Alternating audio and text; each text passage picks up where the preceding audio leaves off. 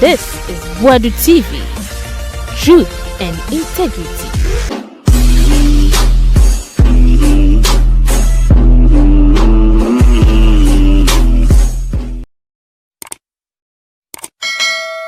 I have Boadu TV, Yamahaba. Hey, yes, Kennedy, play bargaining. No. Yay! Hey, Kennedy. I want to me. I was higher Boadu TV, Akaba. Hey, yes, Chairman Wontumi, Asha says so President Kokoye play bargaining. But I told you, I say, Chairman, Enigma, Yam Kokot. Maybe as I'm not good to the Chairman. So when we say was why she took play bargaining where China would chase a kid being Kakanka Jawa, Chairman Jai, Enigma, as I know, a Boabo, old cost rubber form. So lawyers are among when I had no code. And Tianya Fene play bargaining near coffee, chako disk be a day jawun to me. Nagana Faber Casse, NDC for she went to moment my energy. A Chairman, Attorney General say, Emfa.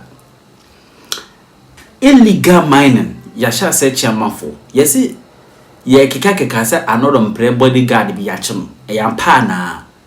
Yes, a guy be or Annoh Dompreh boys in be bodyguards in be yachum. So we to galamsey 3 good time. Nina yati maka wasem. A 2 good time, child. And Tokwa we win him, Adiaba Kwame Humo, galamsey and Tokwa Numune say, what about your wife and so Becca be your enemies? Yes. And see, so we are Ghana and Nina why I say illegal mining no, Oba Kohon Tokwa, Oba Kanwasema, Boabua, who said Ubenya a townful near Benyani, ya. What you say? Because I quite to say, make us say catch them with the name and fan to home. Catch the Juma, oh yeah, Nigerian say, no, didi. Nanso essay on mine, eti obi car now a funny papa no time. And yes, or tiny pano sebia or tiny keke. Now Jane Chran say, Payo no faso ah, did in any pano percent and no be an ebono. By the real feels to say, Adiana or yano essay on mine, a bokro. That's the difference. Eti illegal mining, no, aya. Or financial crow. Where me are two. Wumi aso ase ya me ya. Nti ese ye ba ye be me ama na yo ya se be ye kro no bewu. Because ye me a e kro no be ma na ya te. Enti ya de bi ya wose ye hye ne so. Me se atamfo a benya bebre yi nyina ne so obi adwen ne se galamsey no mo ye didi ne ye ka ho asem. But still na obi ka na se odeshi me hunye me hu. Me ya titi atem de kumi wiase ankamawu. Enti enkumi de meti mi gira me na so ye be kan kozisi ye be ho se galamsey no eto atwa what you say enti answer me ye be ko deladam ho akodi sa nkomo no ma me ko ahoma no so na me ne nua be ma Richmond Roxon enkodi enkomo okasa edema Minister for Energy and Green Transition and afenso Minister of Energy na ono and the Director of Communication e de Emma Womo. Richmond, good morning. We buy a testimony net saying. Yami adome ho ye pampa cho na wo so e. Yami dey saying. Ye de nyame ase. Anope ma me na wase ne wadaji a wanya de amaye. Last week na ye nya enti ye say London Court of Arbitration, International Arbitration, one more ruling assembly ediama on my Ghana, FI any PDS, and Tawatan by and Temfa Sikasem who, maybe any papa kwame see PDS is sick now, Moji or Ghana Hana was here Jade, and see baby I agree, I was saying who baby I echo. To me in particular, the case started here. Ghana for Musario, Ghana for Namumbro, a Yamunti. And I'll brace it. Munti and Munti making noise, forgetting say the law is the law. Now, let's say, to me, a plea bargain. Now, me real you. We might go to me real or my mefinium to Nibia when any baby con and say, that will do so. Charles Kojofosu. Yeah, Charles Kojofosu. Daddy number. You don't know daddy number. Now I'm in your crow. I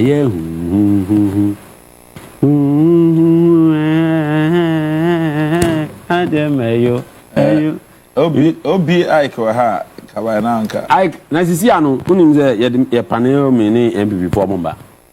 Why could the uncle Ofosu Gaza? Me who know, Masa, Osura, maybe on Ambia Umbra. Bibintina went to me. I love to be here always. And I may, wait, and I may, oh dear. Oh God. The human was.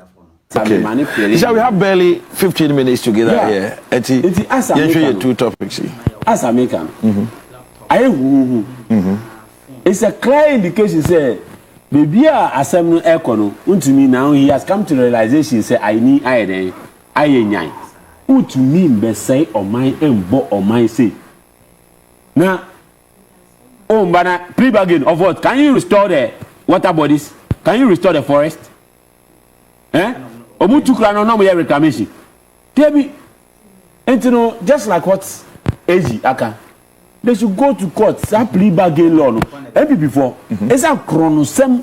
Any chrono ma se shato no mo say omba be Ghana. Won we Japade no. No omo blueprint. MPP enya blueprint no mo de ba be chrono. But in law no plea bargain no ho. MPP before na shato ho. Sorry. Before and omo shato ho. Na omo nim de omo ye nti na omo shato ho. Oh. Omo so omo smart, but forget it. Ghana for class omo pe briba omo say that plea bargain law no Ghana for unam kruma oti ngofu bebre ko social media ngofu bebre ese omo cancel sa plea bargain and people for na dey sa dey ne ba na MPP for na dey ba omo di omo nyamna asem ya wi ya na nzin some few years ago about 2-3 years ago ya and omo dey sa plea bargain law no e be shame because omo nim say omo akose mess e wo so omo ye bibia omo be twitwaje omo what I say? Entina CJ issues so no more pese. Embra be taking the course. But Bishaye who say the Attorney General, you were Dominic, Dr. Dominic Ayini, with Wama Obi sa kwenya nibi. Wama Obi sa kwenya nibi. Play back in Wama Obi. No, they have been it's okay. In the banking sector cases and previous cases on one kasankasa edi enim we win before. For instance, Minister of Finance tama MPP before omo de sa anya atwemne political victimization per se omo force ya mani nkode fiase no egi no ye lead counsel for honorable Atuforce edi case nenim we ni case no and MPP before say omo ntiase na omo sa so e appeal what I say now. So aba no say sa asem we mia na me wini ye me hwe na me a me di asem na nim na minim say me bako na asem ye de enti na me kokko wini ye na no mampene enti why will I take myself to court what I say there is no way and I said there is no basis to continue it and in moral in legal ethics zanga no unconstitutional unconstitutional yes say asem a wo di anim no wa so wo be dey over fighting. I say we didn't crime to crime. What I say? Conflict of interest. Conflict of interest. Grab it me ide. Abim. Okay. It's no kodanche. But a ban Wontumi case now. Wontumi case in the offense no is not just an offense or a financial crime. What makes the difference? The difference is say he has tampered with human existence. Wontumi as an individual is a threat to national security. Why? Forest reserve. Forest reserve. You know the benefits from a forest reserve. You know how it supports and affects the ecosystem. Was he the only one? Has he been the only one? Is he the only one apparently arrested? And you're only one. Said the manager crashes. But as it stands now, what to say? Almost a Professor Frimpong report. We should implement it. What I say? It just say, why would he appear Mubiano? Whether we are MPP or now we are NDC, we will take you on. And then I say, na yet said 9+4 ako. Eko we no mo ko 2 ngofo a fushidim. Omo ye ya omo person ngofo person mo use order from above obi tie. Debi obi antie because His Excellency the President John Dramani Mahama is bent on making the country work. Is interested in making sure say we are held accountable for our conducts, our deeds. What I say? This is what we call probity and accountability. It will say he's not going to back off the galamsey fight. What I say? And just like Wontumi's case, There's no way you know bibisa plea bargain okofa forest bi e wa Azerbaijan ya bagana. Say bia obedue ndua. Obesre say yemani ndua kwaye. And nsuo wa say nkola o my deformed under the 8 years of Boadu Baumia government. Nkola o monsa dina ayeyi. Nkola ye wo mo makoma ni ho. Nkola ye wo mo muti ni ho. For all this period. Masa there's difference between forest and then there's difference between forest reserve. What I say? It's you know say why do you say? Why do you trespass to a reserve mu? Hey, aye me won say aikaba. Won say me boni jaga we pay her. I won say kusie de. Why do you say obese oboma me bon usie. Me bon usie kakra. Nipa no me bisa o ka kire me say. Ka yo so omba. Say omba. O ka so omba. Aikebeba. O ka so omba oba bisa no. Say o ka say omba. Aikebeba na aikaba de aikaba de o metra me ne fema. Fa wasem ni sina ye na ne homa. Iti the American say His Excellency the President is committed, sir, or be making sure, sir, every state institution would work and make sure, sir, every individual is accountable. But when it comes to Wontumi's case, what I say, they're already in court. They should go to court. Okay. I think, sir, galamsey fighting. Senator Connor, Ama Ubia, I am worried. It's not out of place, Otumfo. Ne GJ president ebe bi na no aka nsemo mu kan so MPP for ne kan na NDC for entia civil society for na mo kan na NDC for entia media houses for na kan NDC for entia now GJ president atu ne num aka adenti na GJ president ebe dwane akwakɔhye otumfu echi e friend so use ne DBA na on fa mbo with the galamsey fight.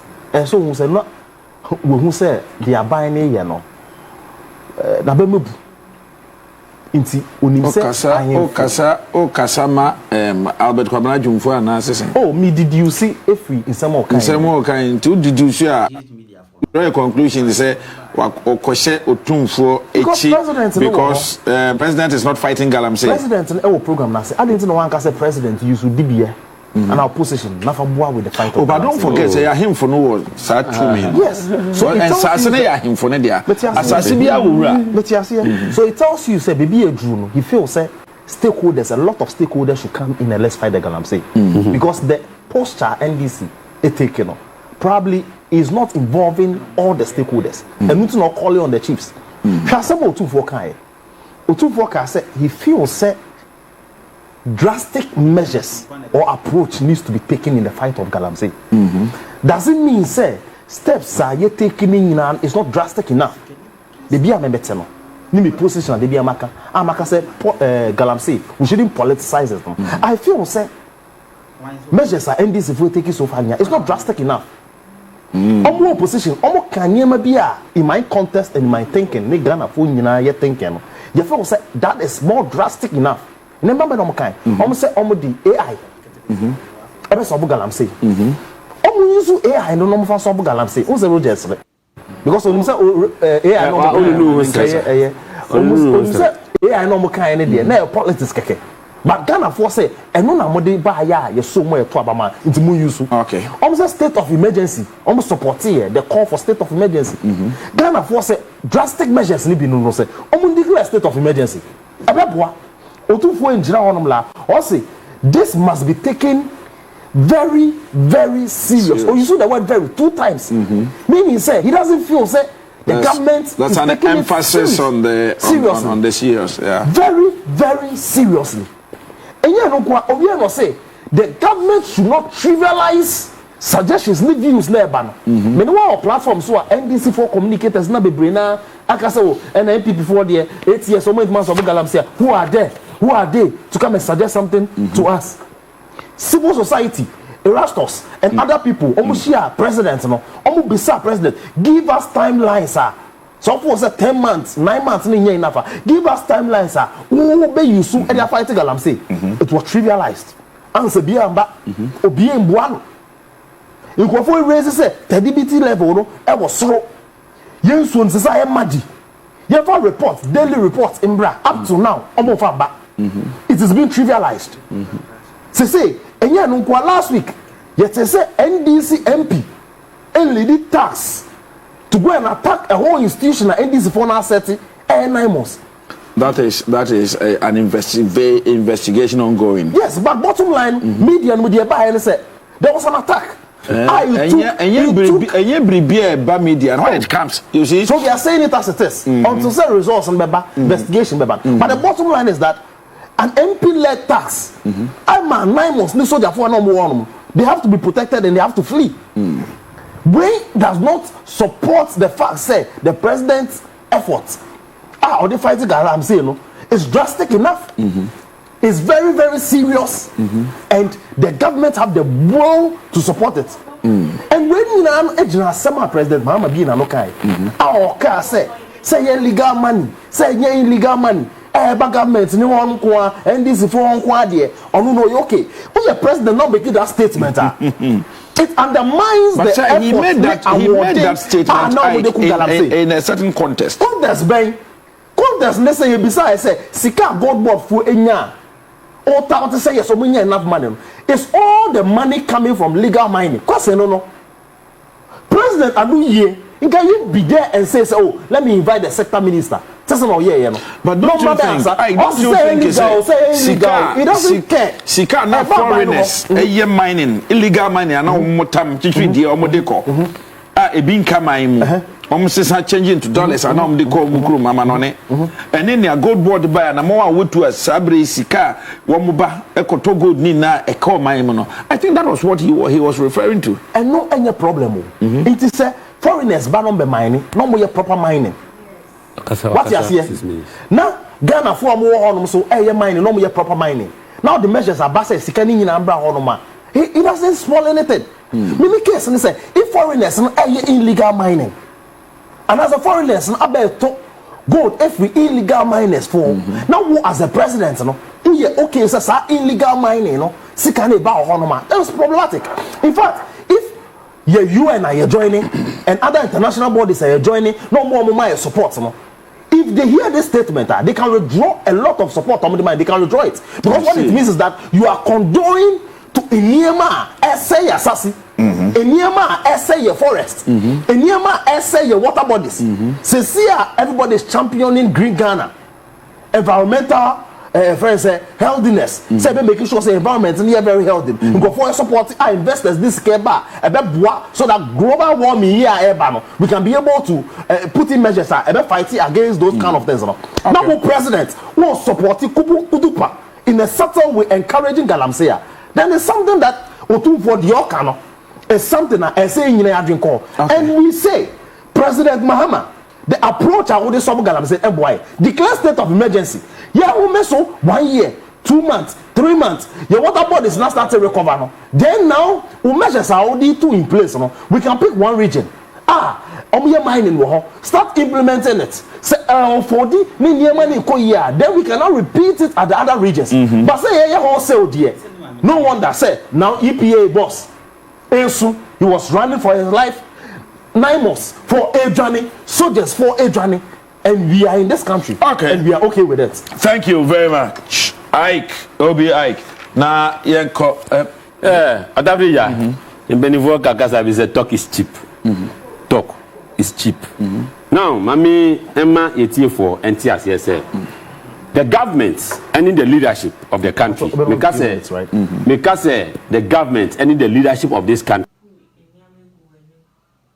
presidents kahun, ministers kahun, chiefs kahun.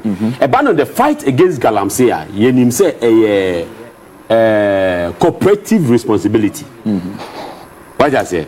When it comes to the chiefs, they are the owners of the land because those mining areas are the owners of the land. And chiefs no.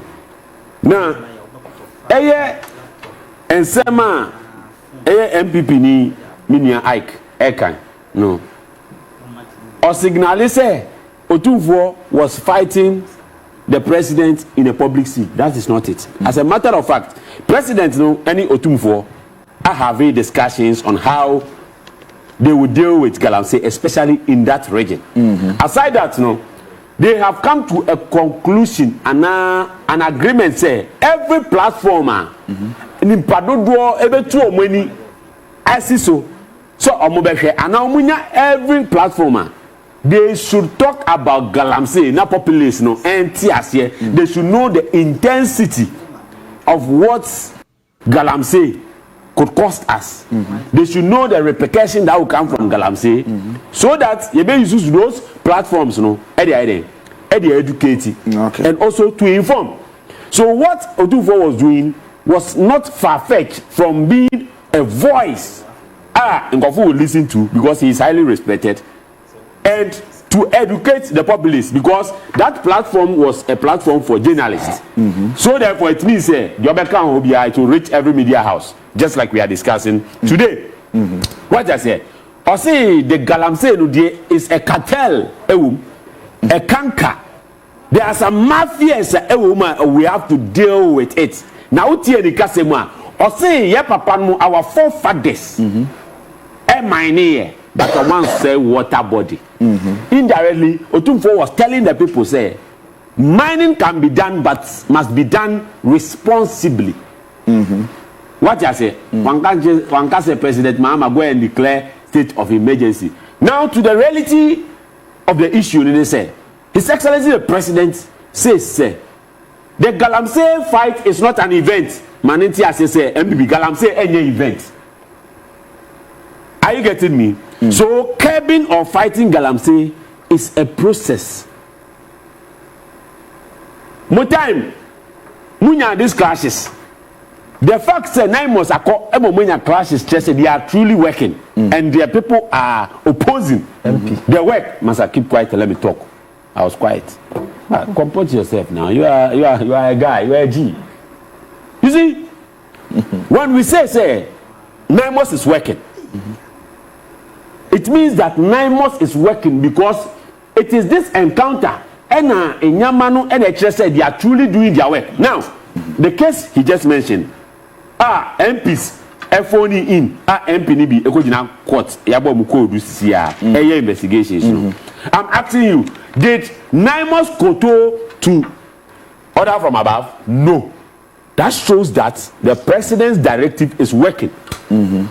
It is not a respecter of political colors. Whether you are MPP or you are NDC.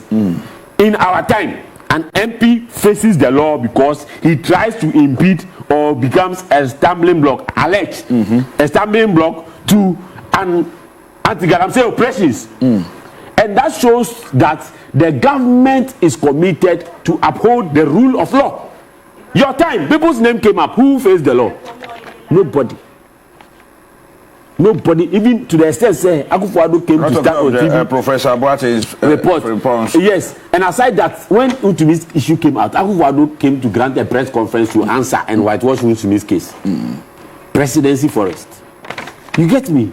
So the issue is that 9 months is working. The attacks is a clear indication that it is working. The other thing is that no political color. The minor 9 months success on the attacks that they had. I'm not saying the attacks that they had. I'm saying that if something is working, then you know that there's going to be opposition. But 3 minutes. Why I say, who ye bibi? Na adini ye papa. Wakaza obe unse opposition ever. How does the plane fly? It flies against the wind. Are you getting it? So once 9 months is flying against the wind, then you know, say, it is going the right direction. The galamsey fight is on. Yes, that means that the galamsey fight is on. Thank you. What I want him to embrace and the reality he needs to see is that the government is committed. We will work, and the government is no respecter of persons. Thank you very much, Roger. Just a quick one. Yeah. Sir Roger Tihanoma or if a whole government fight galamsey and you have members of parliament or mere NDC for fighting the government, instead of you being here calling the person out, and shaming the person and directing your government to do what is needed. And I can make a say. And or justify for now we cannot say one more fight government because investigation is ongoing. Is investigation not going on? But we conclude illegal mining and normal. Say MPP galamsey Ubia in opposition and in government. NDC in opposition and in government. They made it look as if say Wontumi and a galamsey what gonna hand me no. Oh no. Say no, I'm say money look as if. Say you are in government. Wontumi, you've taken Wontumi on. If the matter is at court and you are here and you make statement around that issue. And Momo NDC MP fight Moamunaimos. You want us to keep quiet? The MP came out. I think the MP Ebenezer came out with Odeneyaba.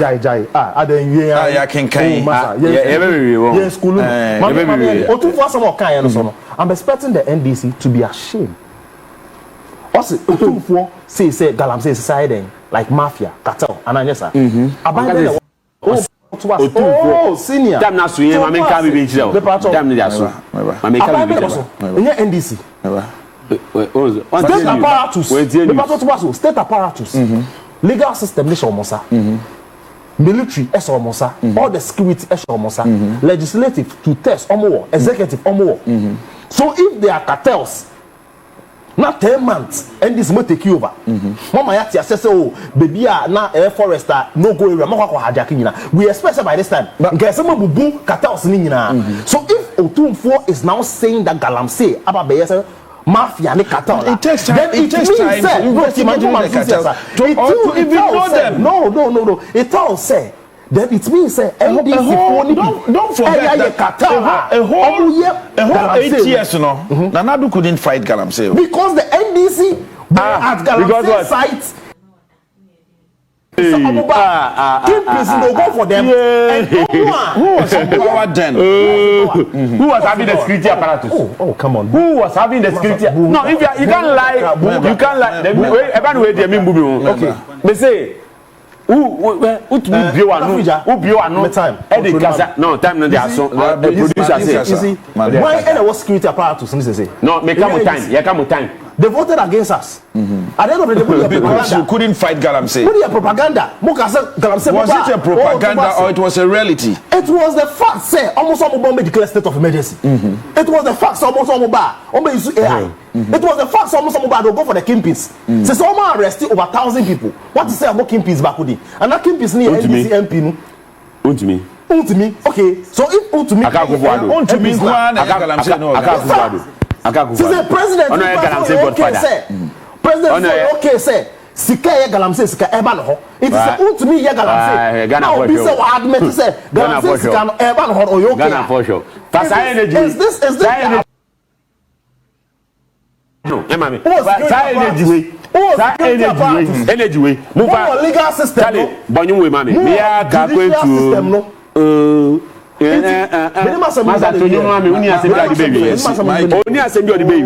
in face. Responsible. Now make a choice. Only the platform we Okaza we make asa. And this is for say no motete. Now is MPP for say no motete. Me dem assembly ban we no. Mesre, you see galamsey fight, we can't politicize it. You have politicized it. He believes we've not been drastic, we've not taken drastic decisions or measures yet. He believes we are not taking it very, very serious.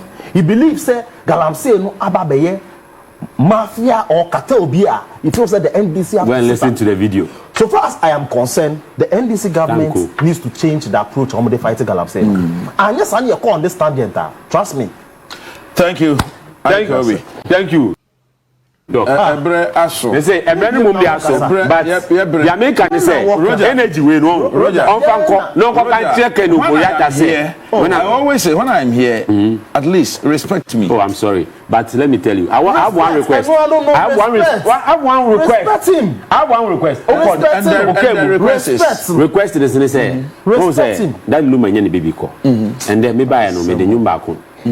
baako aye enam di intro me untumi asem this is NDC National Communication Officer government spokesperson and our TV full time our and our the bonyo ofanko enko kanche MPP for ne say government spokesperson Ken Oforiata say the whole government Mahama Asmao omo ya ka kwentuom Mustafa Hamid see up the passport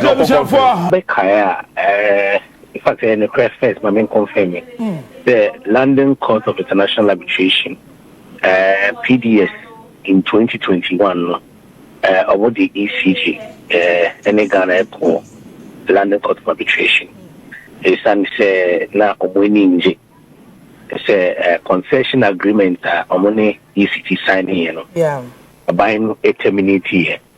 Before we take action, no more court or Ghana. Emma Obolusi.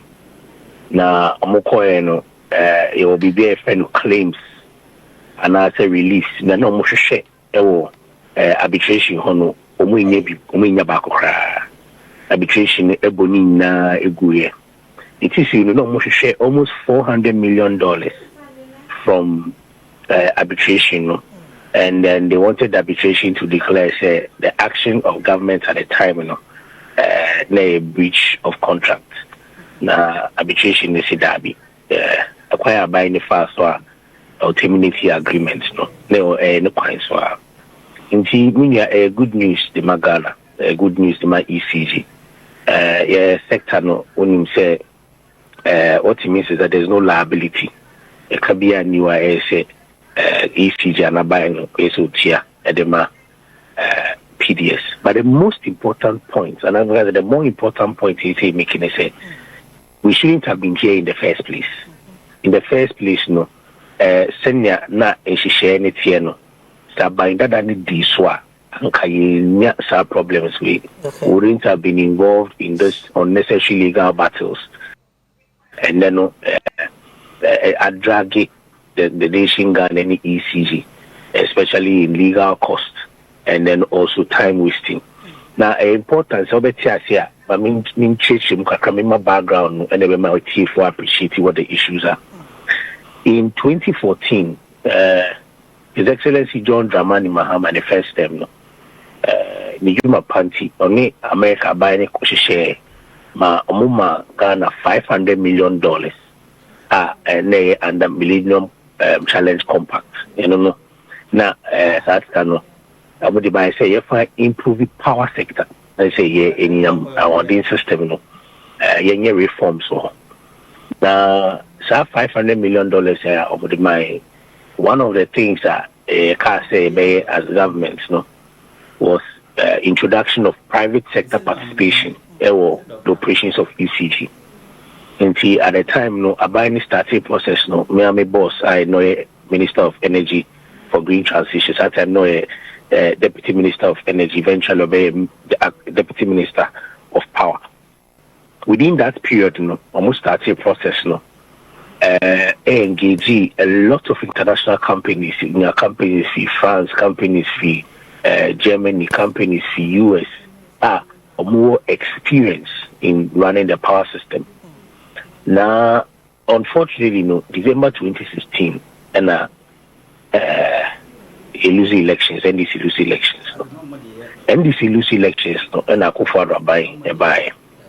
I'm buy no, I'm to Millennium Challenge Compact. So now, but near Amudi or mine say almost a lot of the arrangement. Now, at the time, no, His Excellency John Dramani Mahama, I know Rajina, but there are two in place. And the process we are smooth. One of the critical changes on we and they say structure now where Ebema investor didn't see Kaba. I edition say or buy so your local partner. Almost the same is a local partner no and one more shares say investor no. Into say 100% shareholding now. We and say minimum say in your Ghanaian company or 51%. Ordinarily, no, any money. But when you are making such a decision, you have to consider a lot of factors. One of those factors is say company now best select local company, our capacity now, our hoarding, our experience or sika here to become a partner, and that is very important. Now, because we needed about the investor had to bring in about $600 million. Now you say at least local partner, you were looking between $250 to $300 million. Now your company no bet me raises as Canada, so most as Canada. And no immediately we arrangements no. International companies are His Excellency John Dramani Mahamani, Irajina Pomo, Omayi, Omunina show interest no, Omunina Koe. Let's just say the experience you need to deal with the issues no. At the end of the day, no, companies come show interest no. Kitwebi, a car three almost signed disqualify back. And I buy Nankasa eco settle on Miracle. Almost settle on Miracle, Filipino company name experience be our region among me be our Africa. Now, every no, some Miracle no, any Ghanaian companies no, any one Angolan company and almost forming a PDS. Almost forming PDS we no, we share concession agreements na. It will be in law near friend condition precedents. And just say me no signing agreement. But me no signing agreements na me no conditions and you must be a me expect to say obey. Na masa agreements no bonibe fan valid. Into your signing agreement say it be from 1st January, May ABCD. But say be from now to December no say ni so your mommy. When to me and agreement for 1st January, ain't me. Now a critical part was bank guarantee. Okay. Bank guarantee they say because it's a yedi PD, yedi ECG asset, yedi ma PDS no. So would the guarantee be to and where bank guarantee no.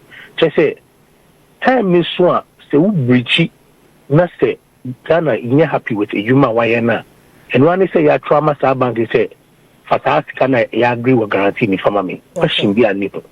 In no a protected abino any ECG. Inti say handy over 20 billion assets the amount.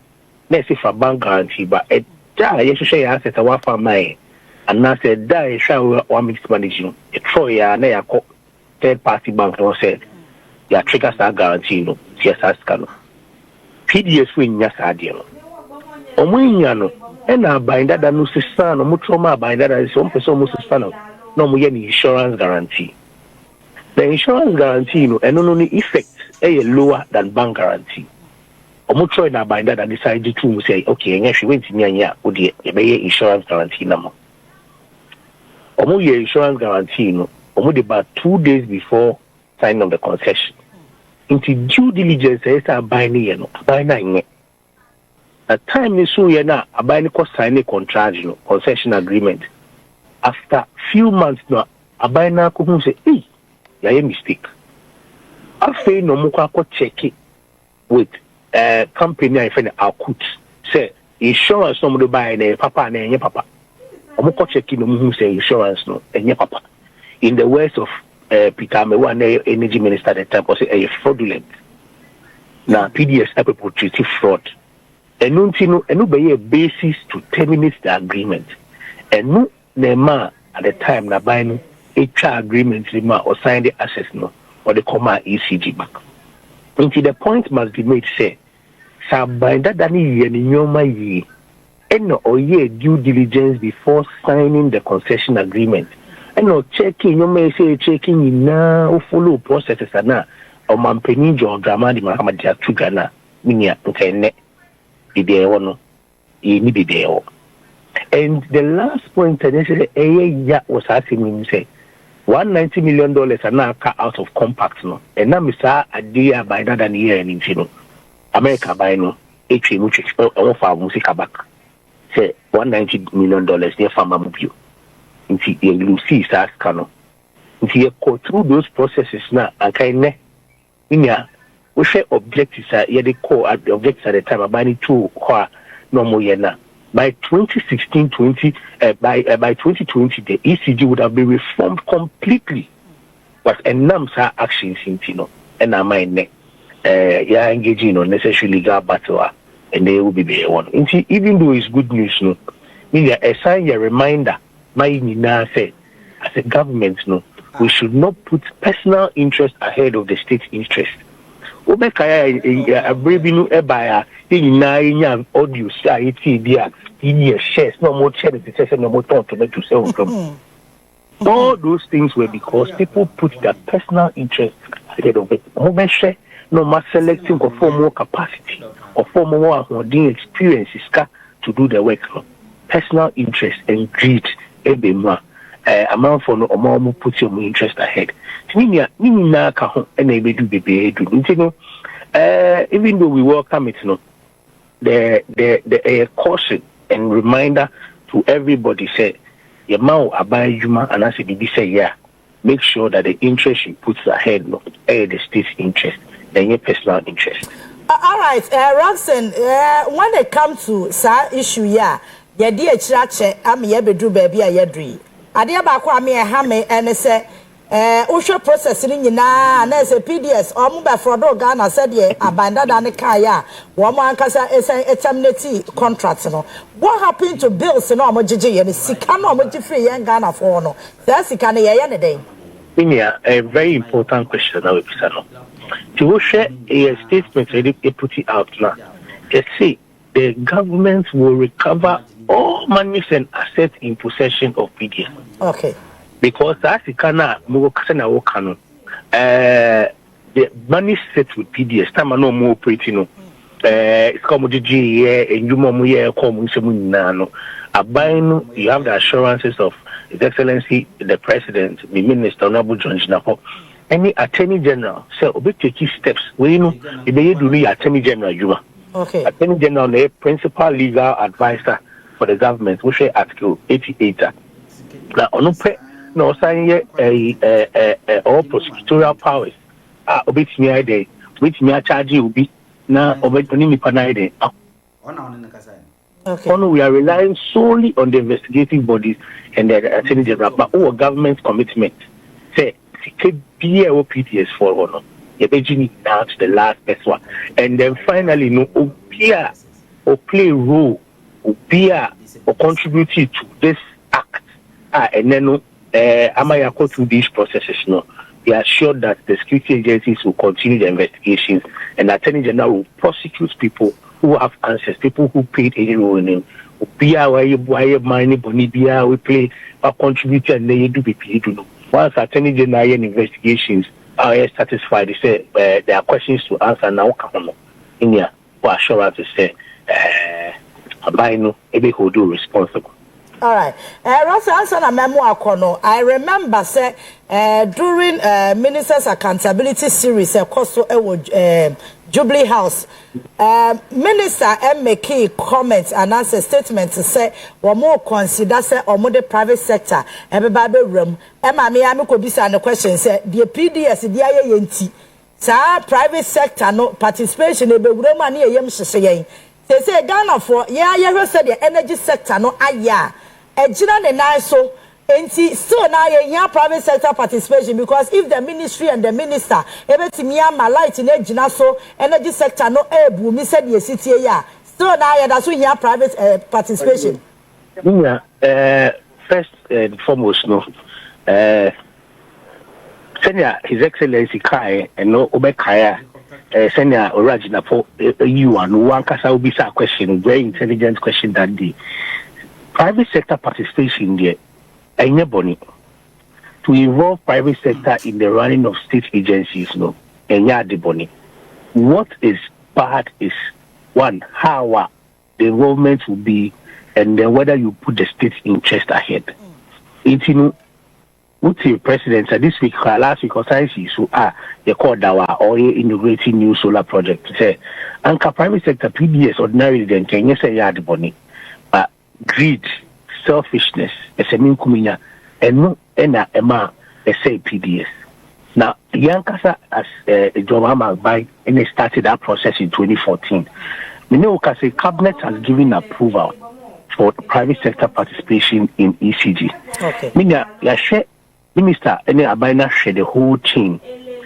Will be a major problem a revenue collection. Okay. Now, revenue collection, no, meaning power is very expensive. Now, you produce power, say, also you see power now, so we cheer for power now. We've noticed that a deficiency kakra. Since we've been in government, ECG has improved tremendously. And the minimum car and the crap. ECG, almost revenues are costly. What they were taking over the period, no, it has improved. But there are still gaps, say the EBT. And no name, His Excellency can say, Ghana, you see power be a social. Inti ubia bewo prepayment meter so. The only exceptions are about 5 institutions and I say ministry agencies. They say defense, health, education, finance. Because when you say baby to say health, when you mean for conform to prepaid so. Exactly. Now yet said Gianna di Panaiden. That's a big immediate bit. But no pono and yes they're going to be on post payment. But the way you see the allocation of goods and services to pay for the power they consume, it will be a bit here. But because that idea or that policy is to ensure, say, the revenues improve. Now, there are people who have also told us over the period, while we say, oh, may you see power, may you say, maybe redeem a meter crown, it's meets your power, sometimes we call crown. So those are the gaps that are buying EPC or dealing with. Then operations and then all other things. That one will still be with ECG. And the government will not sell ECG. But the private sector participation is to improve billing and collection. Once you improve billing and collection, we are sure say our power generation will also be better because ECG and the heart of our power generation. Yeah. We share power consuming ECG. I mean, ECG is the larger part of normal distributors. Say, engineer recover scanner in a hardry. So far, this has improved. But cabinet decision is that there will be private sector participation. A honor, they are sure it's a very, very transparent. Send a buying year in 2014, 15, 16, the same way, no, very transparent. This time, the government's policy is that it will not be to one company. Then a year, PDS. No, there will be multiple concessionaires. Tiemeka say be a Greater Accra, and there are more Bapa Yati Manesha. So, Greater Accra, Shanti, the Amawi Manesha. Until you can hold them responsible directly. I don't know what area, no concession, even no new money. I don't understand. It's not a data new. Improve what China before and mission on ye. So that is Rasamit was here and quiet is a company back on here did the whole Ghana Shanesa. That be all right. Just to ensure that there's efficiency in the system, there's efficiency in the collection, and then the KPIs are met, and then the government will be able to monitor what those companies are doing. Okay. Mama Nase by Yamuka Attorney General see a pentem PDS can one you my pentem. Very important. Attorney General Nankasa, the Minister Nakasa, I'm sure say on Nankasa recognizes the agency. Now, a special prosecutor so I can also say or yet investigation. Okay. Even though another arm of government, what we are concerned is what the Attorney General would do. We are sure to say, Attorney General Baye Tempa. Now, before I make on, I mean, you see me feeding, advocacy week. Okay. In the past 6 months, 7 months, this year, Besha, no, it's not so far. Urajina, for Ijima, why, any, a binding Jima share, a binding, and I'm not using those results. Are using. You buy a name, in fact, you buy the whole of last year, every month they are yellow shedding. In the history of Ghana, the election election year, by no more you try to put things in place to make things better than amount for to amount. But last year was historic. Meaning, only say every month of last year, they yellow shedding. Every month. And the data is there. The highest load I shed here last year was in December, over 700 megawatts. Yeah, by enough full or cry power power plant to ensure say the light indigenous maybe niho obekaya me boss ebe kokaya Gaman for the His Excellency the President setting up committee chaired by the Chief of Staff immediately almost solving our problem. No, and you know, the sector has improved, but there's still room for more improvement. And you know, the first one I was seeing is say, no bills, no meaning sell. Who you see electricity here, share bills. Me via power, and yet via power, it affects all of us. Illegal connections from where to transformers near sometimes it's all part of the outage in here. Was also area now. They're expecting that the load on the transformer will be 200. 500 because I'm on fire illegal connection. So that's number one. The second one is saying because it's a young load shedding piano, maybe I would like to do pet now I fret 0302 611 611. And we ECG or more customer service line. When you have fair pet on the details area. Who phone number fine, who meter number fine, or maybe faster details no be sham out immediately. Now, we are big petitions reconnected. They will also give you feedback. All these are policy reforms that right in to her. They expect to say some feedback will guide us in our operations. It's here so at the ministry, you monitor. Sometimes people say our number no friend. We've sat in meetings at ministers are afraid. That number to confirm the number no every time we hold ECG and the operators responsible, we check the data to see the number of people calling, what the response rate is. It's here there's a period that within that period they have to come to your area to come and check. All those ones we raise queries on that. And Mr. I would like to do don't assume say doing so be any watch the light. Just call the number and report. Sometimes it may be a peculiar fault, even with just your lane.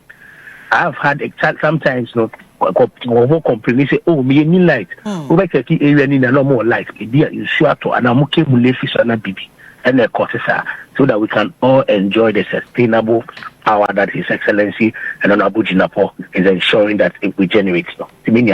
That is what I wanted to say. All right, Ross and Mamenase, Yabeka Yes, that.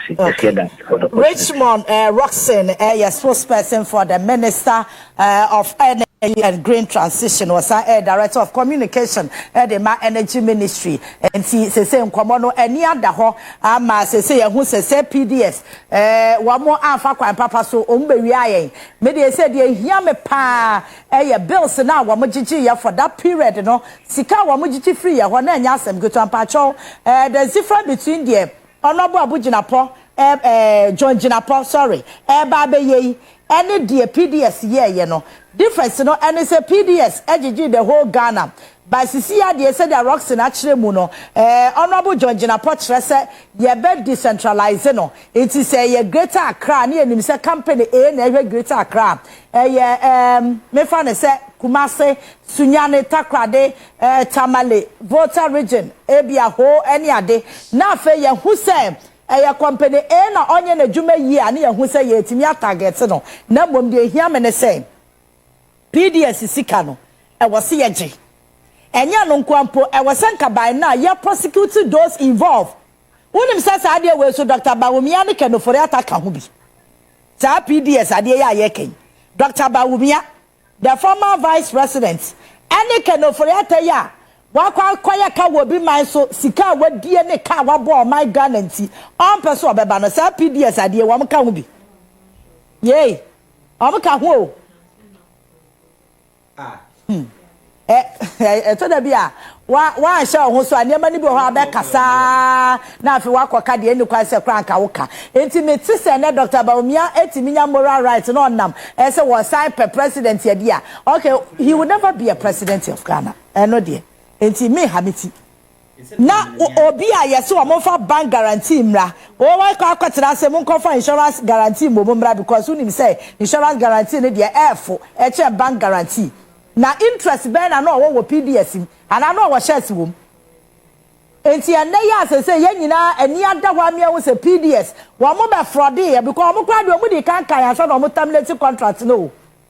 MPP abai na kasa Dr. Baumia di ani mu mo yes our contract no wo mo gitu mu say fraudulent ade na course it is say sika na kase ye gia na say wo so buafu because my Dr. Baumia di of which he was involved na we kawe all right yanshana yanko illegal mining no so ma ka cho say na America kakra wo mu nti no wo de be cheme na wo say adwuma 9 months ye no difference wom chain other operation galam stop ni operation one car legos and one na be buy no galam se kuro ya so de wode de ma ba kuro ma wo galam se kuro ya yesi e pese etu asi na operation one ade she operation one na sika ye se nya asem ketwa but difference am hu 9 months any others no ho ne say 9 months ye mbraibu omo 9 months yambrabu amo adia ma previous ones ni fairly ya na bribe omo kwa site omo na so omo kwa omo timi twa call na ye ba ho na ye ba waje ne say me enkrofo bia wo mo galamsey fu anu omo akasa ye adwuma ni bi omo so ozisa ya mo da mo TV no so mo kasa kwawo enkrofo no kwa mo di kan frɛ ye na ena busumi bia everyday bia so mo asika ye de mo eno na ma sa operation galam stop ne wan ni nyina afeli ye bo akatugu ye wo kai say the last time na me ka wa ha say me amini abema Ibrahim Abubakar o wa akoma media general ono so asati say odi galamsey achi nye ne na no na ka yipefo accident na ekosi ye no ho Abubakar me sure say wo ho ya no pay ono na omo ne soja ni baako any police impanyefo cooperation wamo kwachi galamsey fo no mujira ho ane ye de phone abra police panyi no ojira phone no so saa o se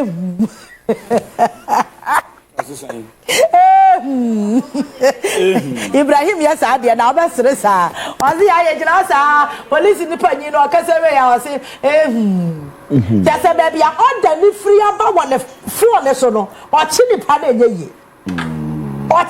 na enye ye and ya boka enti chese sikagie course was sad ye nimu no me ya sure sanka ne papa mu kura wasanka sa nkrofo no mo form sa operation gallows stop operation car leg no operation why no wasanka ye hwam na ye prosecute bi no wonim god wa mo sai omo ti bi bo ran nkrofo shop na wo kai timer president Kufado can say wa ma ban all forms of mining Koprisia na kweti o makosem I was there Koprisia mesi military for no omo bowura mu wo kwafa shop omo sisa gold no ma fasika ka wo nyina no omo de ko no accountability they say ya chi gold na ya be press conference and ya chi gold say sika ka wo ye say na when be boss amane no that's the difference 9 months yambrabu amo monya dala mo fra dala ma me na yankọ quick one na yankọ yanim na operation ya mo koye ya wa mo chi nkrofo a ekọ wi a kire se na wa ma divert bremu nsuo no chese me twunu wa me tia se Ghana for na kwani nyame ani babia ye duru no ho I think say ye hia change of mindset adwene na wo ye tirim na wo say ye nsachiraye wom because ohwe adwuma wa mokoye ye na wabisa ho say enti nipa na otu saa na mo no adwene be na eda ne tirim nti odi tu saa na mo no na wa wo hwe saa brimu nsuo kakrakawi na wa divert nsuo no kwade to baabi because wo pese wo to from agudenya sika to da bia ho eya mo ma adwuma ye den pa wo no kro ni nyame anim ne mo ma adwuma ye den because me person be bisa say wo divert nsuo no na nsuo na kofa ma me dem na enko na se kofa papa dem ana kofa wadwae e na enko nsuo nyankopon abo ato ho no mu a wono wade ne kwan ato ba bia wo se da no nipa da sadi se me person me tu ska ho nti me divert nsuo no kwan ayade na ba bia ya dua fe die nsuo emuna na pete kra na flooded the whole Ghana. Munim says Sanyama way contribute to flooding. Because you know you're diverting the quack and so dear would diverting a pet or no other finding a way. enti ekwan na wo e so afa so na wa divert no or divert a hefa no obekọ onya akwasi mesa dem obewura because opekwa yakọ na nipa de sani ahwenyame anim a divert nsu kase a enti se kwan adanya opeso oya mining. The last time na me ka say mining wa hu mo ma yangu adwuma nanim asesa mining ye adwuma papa o mining say ye tu from agudie nyakopon de ache yen e hye fom no e ye adwuma pa ba mu gu adwuma nanim ase mo ma say mining no kura ni monyam nim obi ka say oya miner first no obuo ne fans ani ya de masa ankrofo no ayira because I say omo ye ne basabasa di nurogu ensasem di say say that ni makru gu nsuom mokika boma manne omo ye ne kwan paso kra no omo ni monyama yira adwuma nani magu ase na ni pada sani atimi ahwe nyankopo anim o hwe we ya ayensu river wo ma diverting nsuo no na o hwe wo de amon for pictures ni bi nto so ni said ya wo mo ade excavator si kwa tutu na mabisa me ho say edie nya na yagie there's a clear difference enti wa mo call ya mo bribe we diamond so for no wa mo je ya ke no anu no se ma catch us say aka ni operation galam stop ne ho ahwan ne dia ma okon no ya na no aya bribe je amo jeje bribe wi ankofo gold by now so wa mo nya sa enti ankofo time wa mo didu matam ba so bi kan na se me na me ka mi so deshi what odeshi enu kwa jezembo odeshi mentasi ye cheli won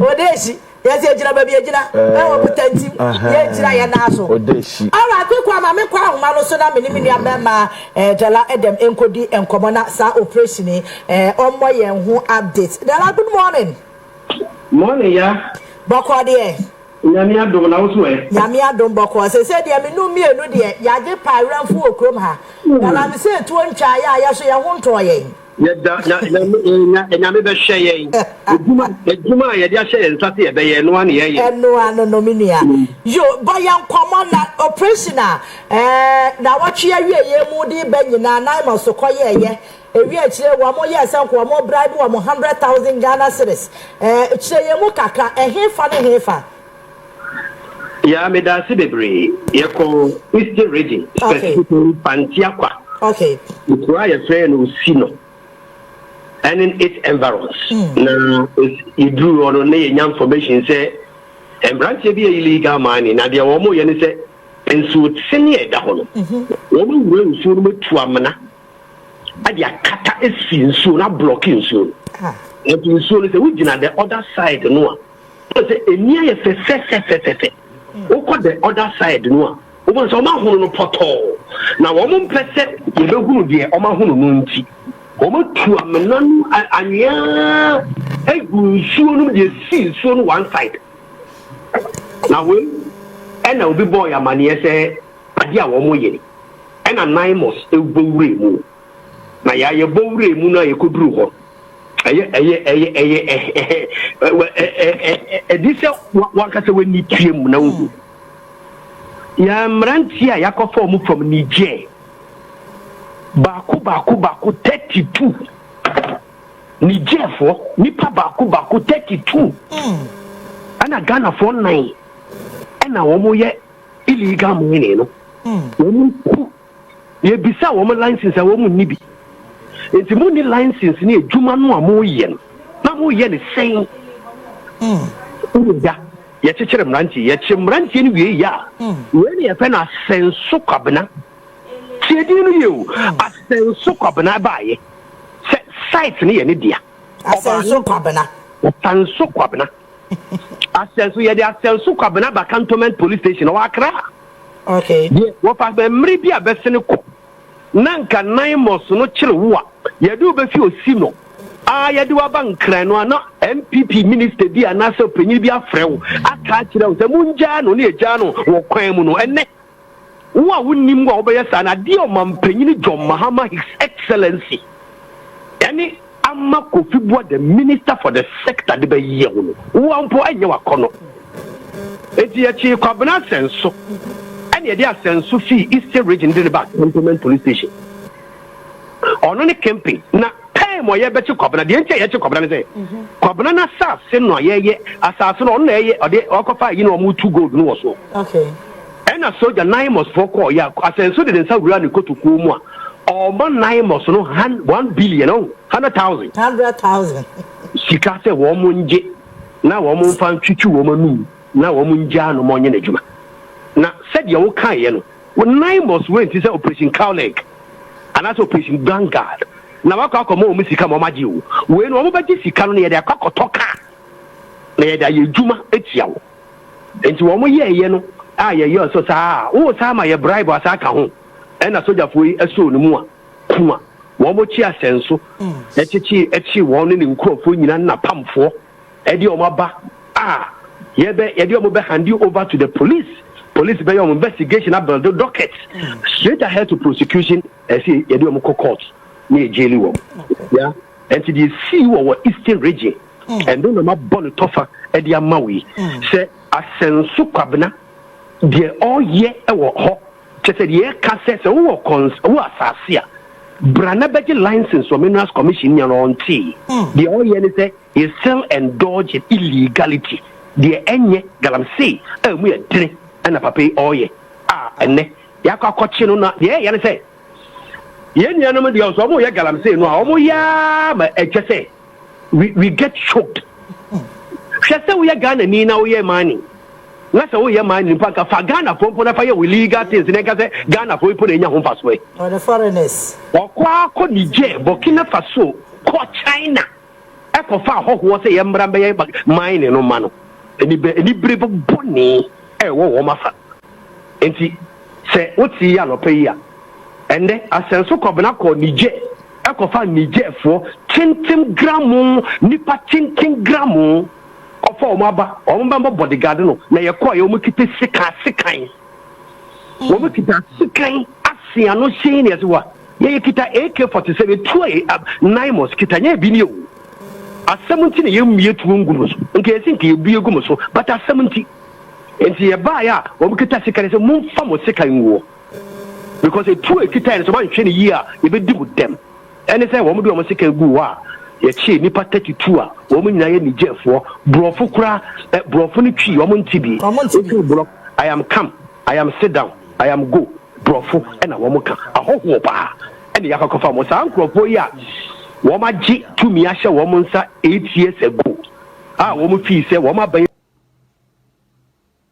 na we aba na we akakofa China ni aba na we akakofa Burkina Faso ni aba na mo be ye mine no ye tu wo mu fu se time bia so a o man pe yino tia konwa so no se on so sa nyoma no so enne andra sa obetia ye GJ award we kumase o man pe yini kanepi se on man na be mu muda e wo fighting illegal mining well, you're ready to fight it. This shows the commitment of the president.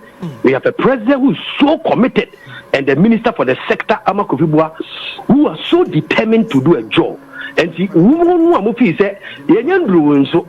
And now we know because they were Western region and Western North. They are calling the Ghana. They be a way Bonibiano. Yensa Ebekau. All right, Dalama, Mr. Ocean weapons are a kura. Sa illegal miners ya na ya me de se o ma ye hu se na masofo enso e wa akode pa na edan na timi ejinja na ono etwe peso ono timi anya akokodru atwe peso na ka peso na nko so de be de ya se o twe peso de hunu na soja fo ya chi se we are nipa na wadwini da hodia we see soldier for mu kita AK47 na what person say we go eden so branch etwi tuo hwe pistol o kwakobo soldier for sa cheta we dey wo akukudru ama soldier for aba wa pamfo no a sebi ubebum kotodwe apachew say we dey machi mi o masaranda machi mi no ono dey otwi tuo I was soldier force the soldier to chiro almost say ye bom to kum enye mobo enya reko eye impunity enfie nwotwe bi abesin ko wa ye saa time na soldier for ba ohurehuna wo no moko because obi be frɛ wa catch us jaw no enne ye nya sabio wo ye hwan ye so mu a ye be chiw dara ma ya na se mo ko wese no fo no so a ya mama ye ntemo no juma pa wo ye nyame hira ye nyina me nua ba ma dala dem na ye ne na kwa akodi nkomo no ntimpacho eni ada ho na ba bia nya me ya nhye mabufuo se na se nipa no anka se onim se odi bone o onim se odi bone and what two am na wo ensuo ni mfimfin se de be ya e be block ensuo ni oh my goodness na mo kwa de na hamwa mo si ya nya mo den ya bone na mo di mo si ya nya mo den enti wo sika na wo benya enti no say bi nsuo ni nyina ha say nsuo ni nyina already yame and you see once me see ya dru baby a afede ye hia adwensa kira wo yenya Ghana fo na nkasa yenya ye ho adwuma enu am chance on video bi na eye me ya se man record kwabrani atimi ahwe nyame anim e de excavator kwa kosi ase ko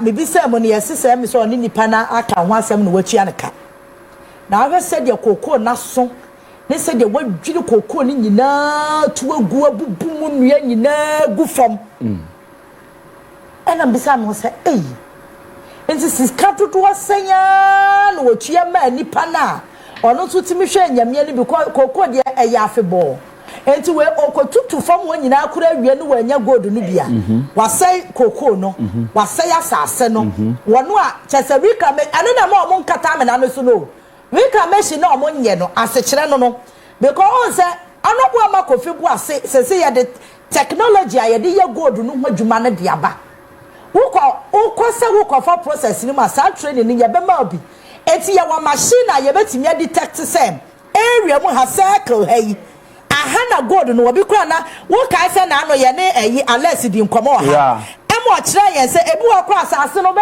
se studio ha kakraka nyina enso be kono bia ba bia ko enti enya se hututu ba bia e bia ba ko straight to the baby gold no wanu watu ho ba essence illegality na e koso no onya daje nkofa fidie mesi asase no so hu se ahana gold wo obetutu asase no nyina basa afa be wie no gold na wanya bi pe no wa jam na ni nyina deda ho hwe woni na enti a woni nam kwa ho a hu se ase ba bia ya tutu ama waje ya se ya galamsey.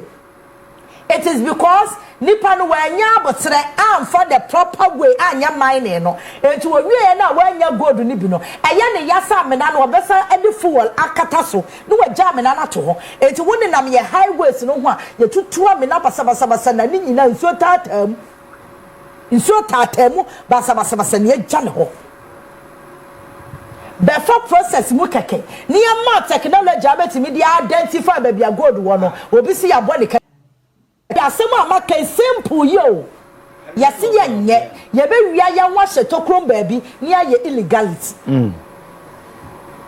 ani aye yo meyi enye o sese me wata fu bebrebe nyina aye illegal mining o because kwa dwen ya o mo sa asem na ye ka no ye bo ma no aduane atuagu enti wa mafa ya hotan meanwhile ade no di endem enehwe awetimi bodendende na wiama ya sese because ya forest zone ya seni nyina ensuo na atwa ya hwahia ya sensuo na ema awiamu ya nwuru no ya seni nyina kane no wonam kwa na ho sutira atimi dia haba bom sabinom ena tra na hwesa won so no nyina antete a because ya hwehwe makru ne cyanide ne lead ene ya nyina agum si ya pegodu nti ya sensuo ni nyina ena Ghana water cross on isuo so mayeya yesuro si ya benom because me catch us wo no na no poison you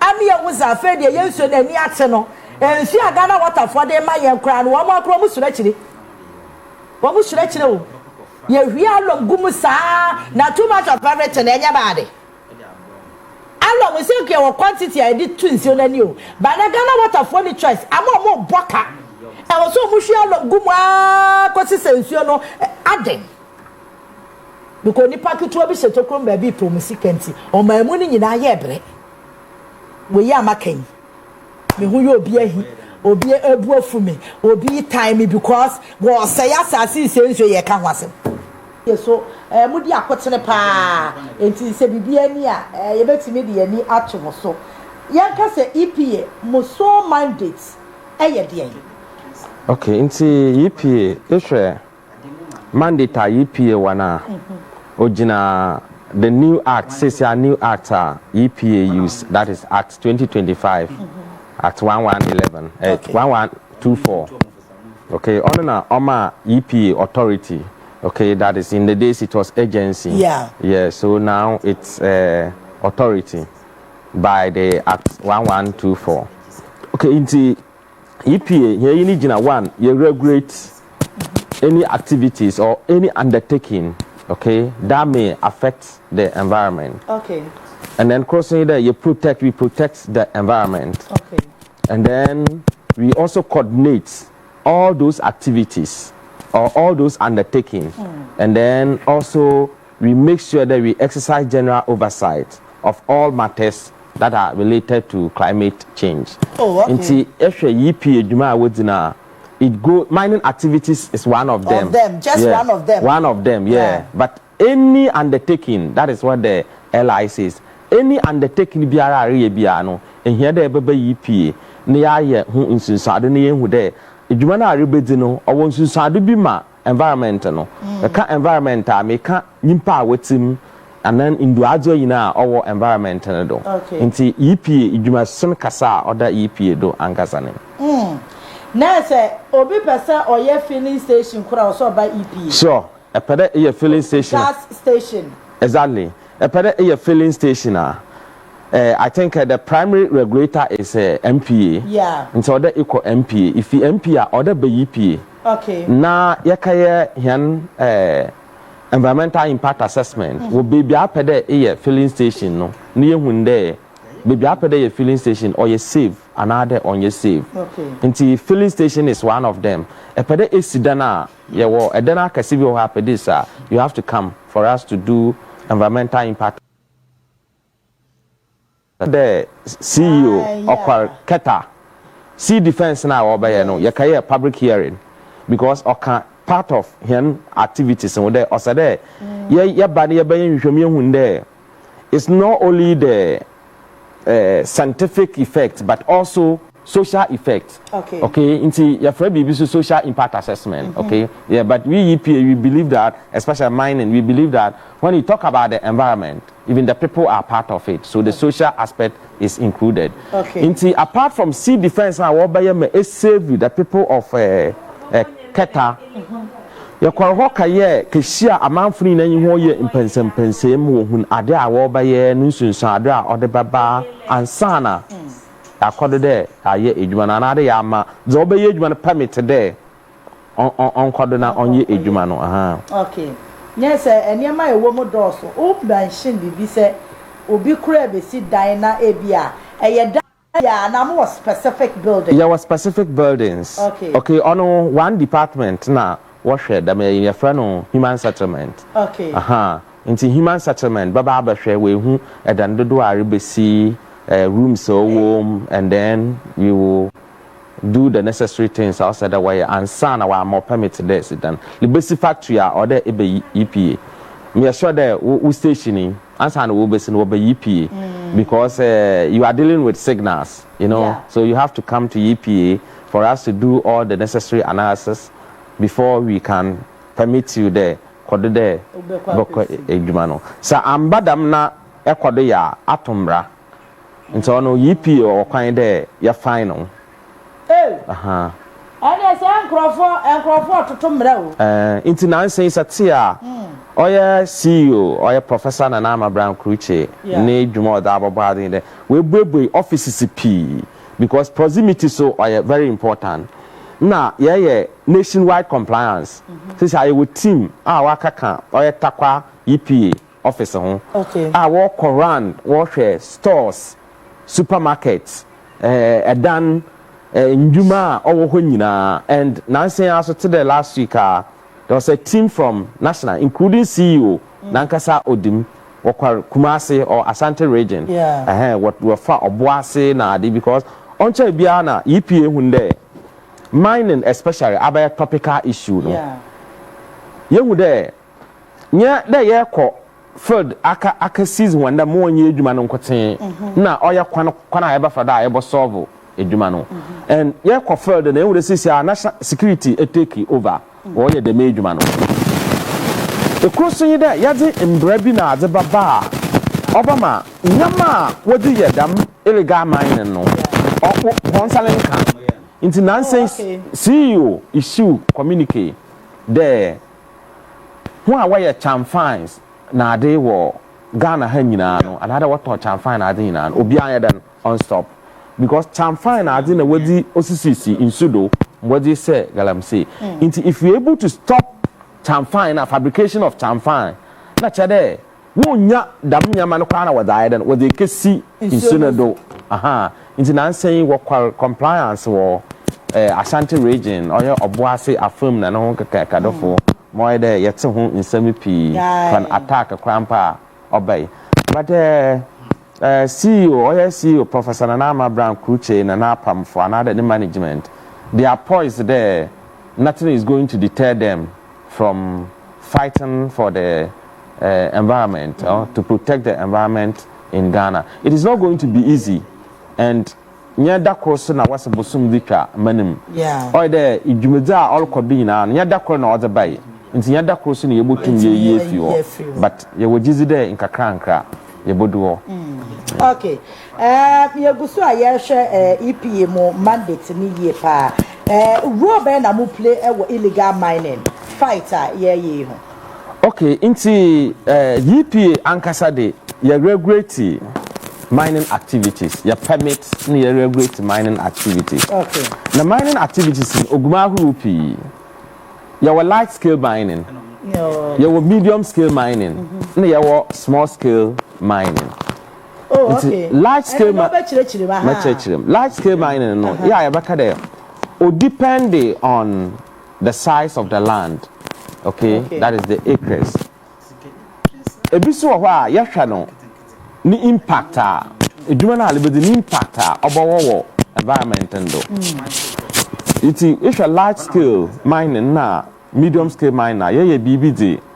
ansa na yaba ma permit no ye mama ye BBD environmental impact assessment okay humbo land na do baby a obutu eguze no akohwehwe oye abadza owo ho india owo ho bibi owo ho humba yo no ni hu nyina analysis the aba ansana it also assassin alakaye mining wadono no papers okay assassin we are than other man e crossing dey abo make sure that it paper mineral commissioner or there because in there Ghana mbra no assassin ye obize but eguzi no wo mni ye abane and also or mineral commissioner why than what do inti ye bohwe so ehun there mineral commissioner wojina ho ma abano ama okwane de dem egudin kaya dan kotu nti yehia dam pepesi nyina nti dem pepesi nyina ba he so yehia hwehwom kun de ye review document na submit no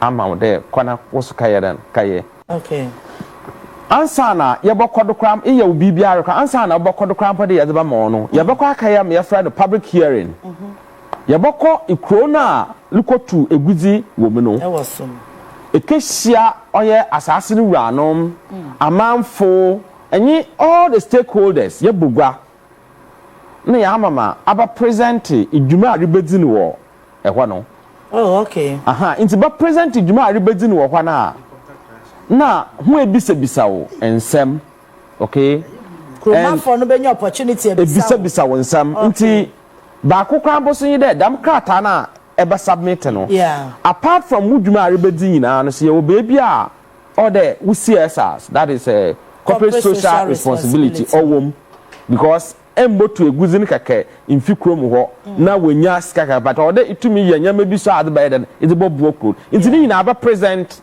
dam ember no na insunsadu bi so the bed and other baba because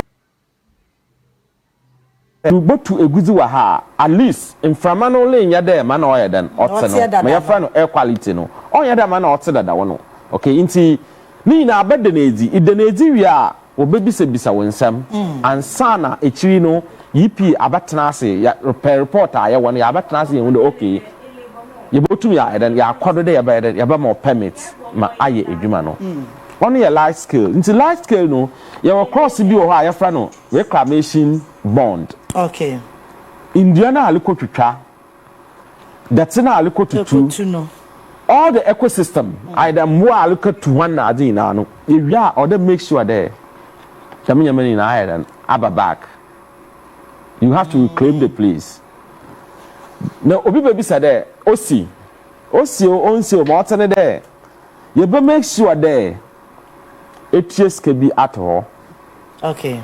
In this area, na yipi eba check na say entum anya nda man otena dem scan was alenka dem scan bakwa aba o na ban mo makwa akoye no mo me yebotum but ye wogizi there he na yegitum there today often there mboa na ade na o hwa ne hu ne na wobotum ayedan aba back aha amena ne de or say you make sure say acid but be also open pitch na ade de okay you there e command large scale mining company where you open pitch akasa e bi o ha e ka de risk na economically no onye viable okay nti you be make sure there are signage either ACC signboard na ade wo ho a obi kwa fi tiribo nyim de e kwa no amuna yedan eda ho because amuna no so bi o ho a egudi wo ifom nti company fufu bi botuma aba obaka de oh echizi me pada me yadan moko underground na me kohwe na ade nti yipi yenyama pi obama is like nyama abaya no onya insusu adobani bi wo environment no so inside ye adwuma no ye be make sure that it test water no it test insu no na submit monthly report it's large scale na medium scale the madi na ye and ye inspection okay a lot if a small scale small scale, yeah, you're classified, I think, from 2.5 to 25 acres. Okay. From the beginning, the impact on you too huge. In a small scale, so Ghana Brano, or the only Ghanaians. Ghana for. And we involve in MP because you're there. Well, a small scale, no, you're chrome for your community mine and your new scar na de. Okay. Into ya wamfa mbrepi anyadan anhyehye no ahyase no and you bound a small scale mining no de galamsey another illegal mining ni pi other ayadan or the abano because to me I would say there in one way or the other it's not organized mo why anye there ebotuma ama obi permits another mineral commission baman mining lease there onka mining point A kono when your friend prospecting no another exploration when you show mu hunde hana gold in one sana wa akaje large scale na medium scale when you show mu hunde hana gold in yadan owo ansana wa akaje small scale so that's the difference between small scale ne we no small scale no ho mu kasena when you show mu hunde hana gold in yadan owo inti chade obaji permit ni wie na okwa otutu ha na we nya bia mo ene wa we extend inti extending fee baby yadda ma wo wakrata na mu na no oye illegal because mo tell there ansana yipi de me ba ma permit na tell am ka small scale yeah you hear site plan okay another lease agreement of the land you hear nkata fee mineral commission ho o che da o de ama yeah nti hu you hear nyama pi na sisi aso in the days no le small scale onam na oye community mining nti amfa reclamation in Kahu. Sisi ani ya aba nti elkaya small scale cra you post reclamation bond about chase ke bia to the area abaye dan e de besi siu dam amuna no nchemu nti be there we yipi afam no we are putting down the necessary policies okay yani abano the side there today aban ka the oba reset system no yin na ye boa ye de yan nyimdi a ye wale boa de aban botuma then a reset system no by the end of the day no you will just there this thing will be the matter of the past Adia ba ko awo kan ya me one much interest o man person ye bi ani kakrama Ghana 40 ase na chese de ama baby a yedri ya bedru sisi ya as illegal mining ayaya agi nsemu no because say ye ma obi point A esa say one fa technology kwan so ankwahwe say gold na wa ha na say eni ha no watutua amane akọ baby enti ebi wo ha ya na enye process na ye illegal ba watsira de kọ baby eni kwan say okọ eno so mane ye illegal yeah say amount because ansana mineral commission na EPA na ansana ho ba mo mining lease na EPA ba mo permit no ya baka sa for site plan bra. Okay, into site plan na baba me will be on my phone do. We can't give you permit without site plan. Okay. We can't give you permit without the papers from the landowners. Yeah, okay. Into na yeah kade oba mining oba illegal mining na you can't count the traditional leaders out of it. If oba the traditional leaders they will own the land na you can't count them out of it because papers are whether by EPA papers are whether mineral commission no when you fee assassin no and EPA ma permit mineral commission ma permit without mama can EPA the EPA no permit without assassin ra. Okay, in fighting off I was very happy when over the president His Excellency John Dramani Mahama offer all the stakeholders no any other where there Jubilee House that no them or queen onye nipa kwara na ko onye president na otede no nkoten na ko even onye president no nkoten na ko kwampa obeyu si other stakeholders no the why then or the when akoda ma okun mankunyim di aba ofo obi ade no mi nyina awomra omboboa no ne he ne ye den yemfa adwen na say metidia wo kan yase yi a galamsey no si yebetumi etu ase a e wose nananom so boa sure I am there Yabakasa can't equipim. The landscape of equipim, a landscape of last week Mumutu Kwanakwal in Konya, Dambai, because myself or Ghana Maritime Authority Board. Okay. Into your qual a horn nade. Now, a landscape now, I have fair. I saw the rocks and all war when I didn't know Bibia Anima. Okay, into your baby Pia say what a geophysical analysis are. Another geological analysis bone there BB than but the thing is that assassin ranum butuma akade it have been from my man yet another the mama I then aye mama example be there mining in forest reserve has become a topical issue and recently they repeal LI now Oma president to me there over grant other companies to mine in the forest reserve, you know. Mining in forest reserve, you know, only for small scale, or for only large scale.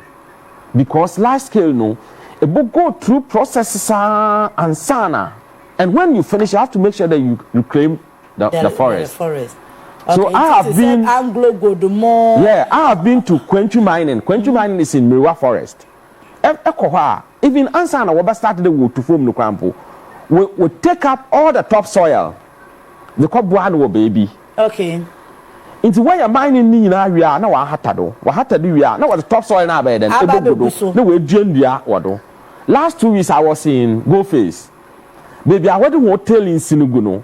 Isha since I know Indian food ama we planting Indian food ama our box site and then others because these are the people mining. Into small scale you be a bone all mine or forest reserve no or illegal because obi amfama no. Okay. Because answer na bokaka de in airline kwa 1 pili answer na baka de be forest reserve de ba mine no. Processes are bokom no. Sometimes it will take you so many years because so many even forest reserve you need to go to forest commission, mineral commission, EPA, and then all the others. If it's closer to river, you need to go to water resource commission. Into the process now, but I can't say small scale mining. No, people take advantage of it. You know, small scale mining. No, people take advantage of it. What bahada wo baji papers pure also I want me wo baji papers no we ko ho asase no wura no odema ho ana wo ye no ye okay yeah odema ho ana wo ye nti until we will go there to see that this is what is going on or we will check from the system to know that this is what is going on. Yes, what in crime there who you small scale illegal mining you can't sit in a crowd to solve it quite down where or a different crowd that you can't screens. It's not possible. It's like climate change.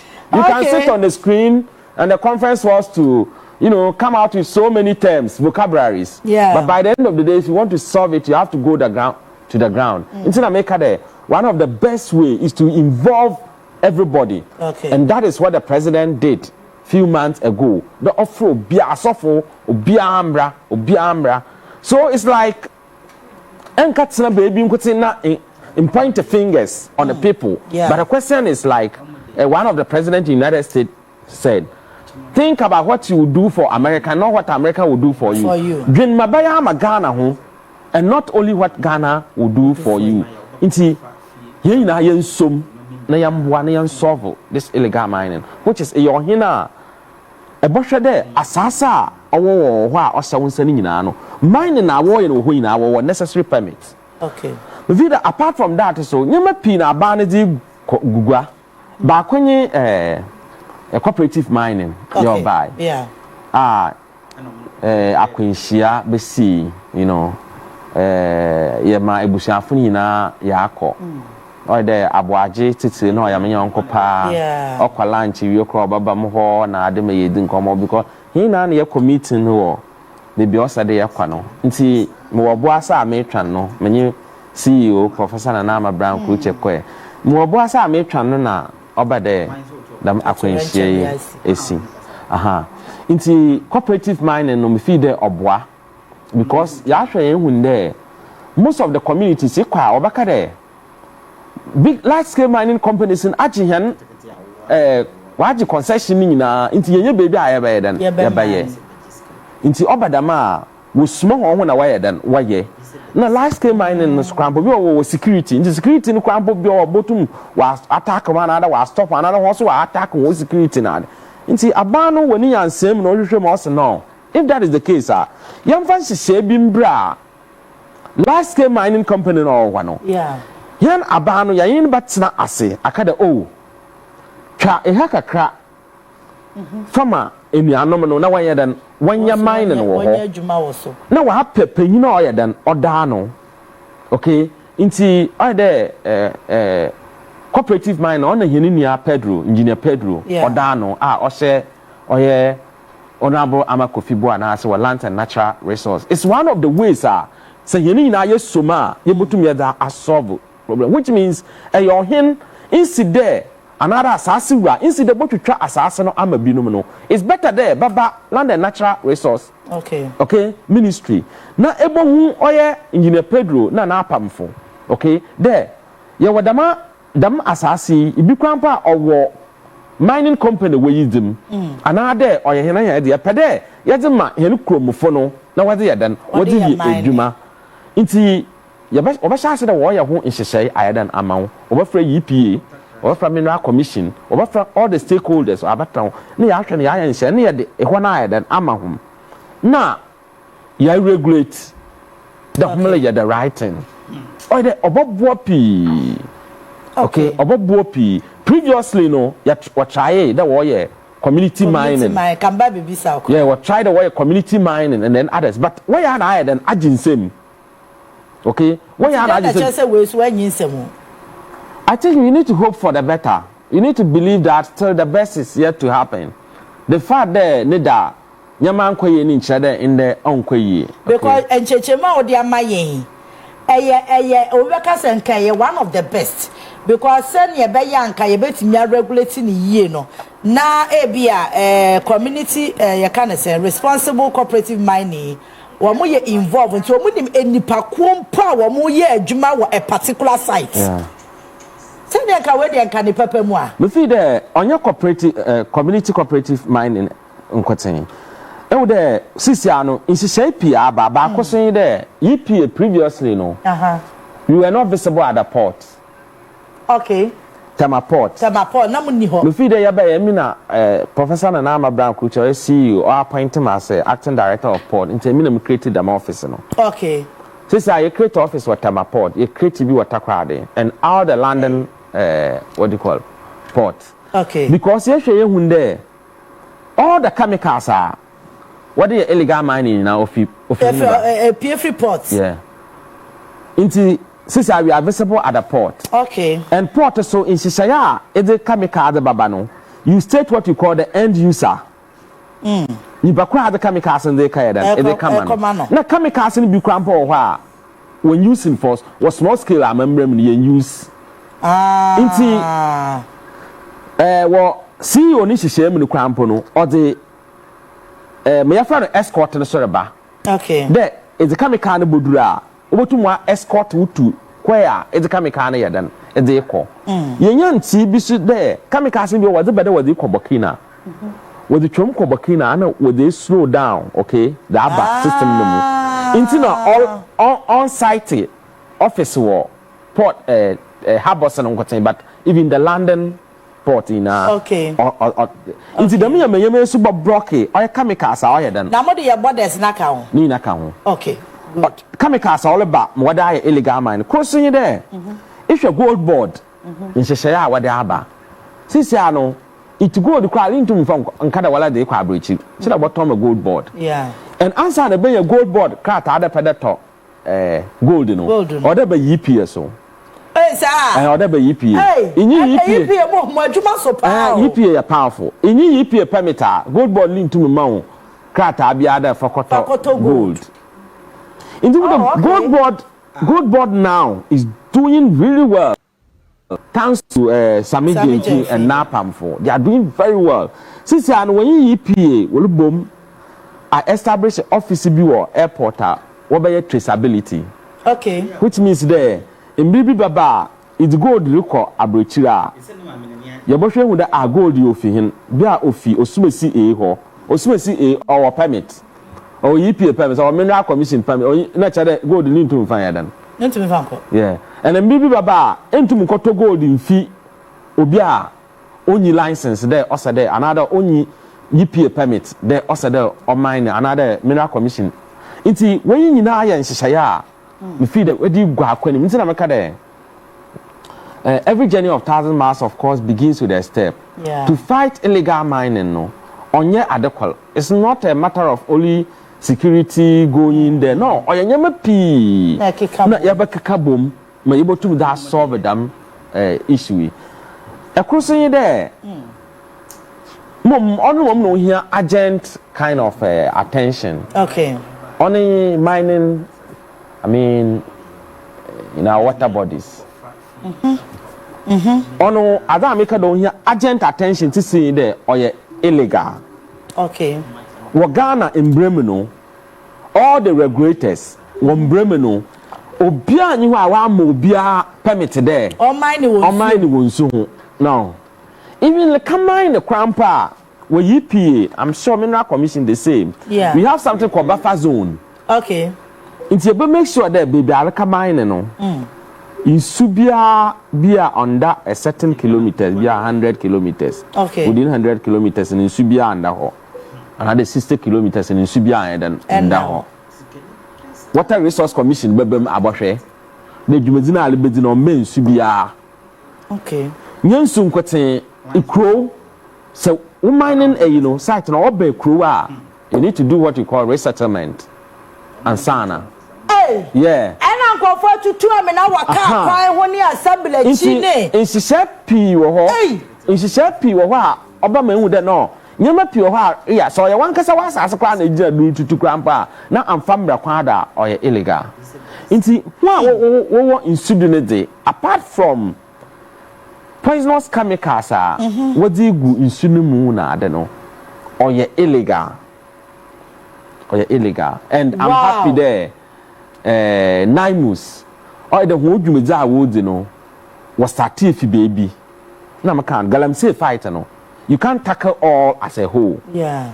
Into other shasifi baby. Into what shasifi who are in Subino. Titi because or dear to me you won't enough you.